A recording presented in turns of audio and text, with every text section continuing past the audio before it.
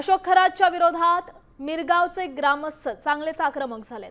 साम TV सोबत बोलताना ग्रामस्थांनी खरातच्या गैरकृत्यांचा पाढाच वाचलाय। खरातनं अनेक शेतकऱ्यांच्या जमिनी लुबाडल्यात, खोटे गुन्हे दाखल केलेत असा आरोप ग्रामस्थांनी केलाय। खरातला कायमची गावबंदी करण्याचा निर्णय गावकऱ्यांनी घेतलाय।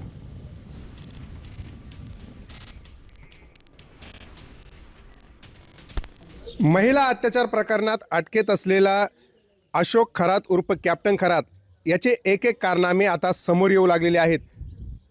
या माध्यमातून त्याने जमवलेली अवैध संपत्ती आणि त्या माध्यमातून शेतकऱ्यांची केलेली फसवणूक हा देखील विषय आता प्रकर्षाने समोर येतोय।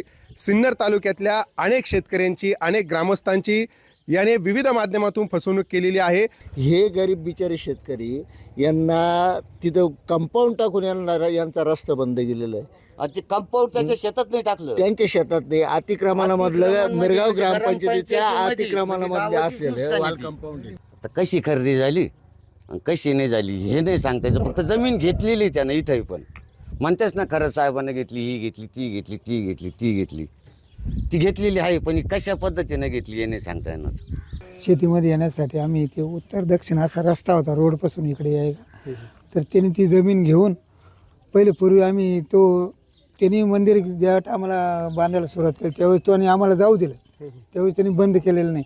आणि आत्ता मागच्या वर्षी त्यांनी तो रस्ता जाळी नदीमध्ये जाळी टाकून जाळी मारून बंद केला। सचिन बनसोडे, साम टीव्ही न्यूज, मिरगाव, अहिल्यानगर।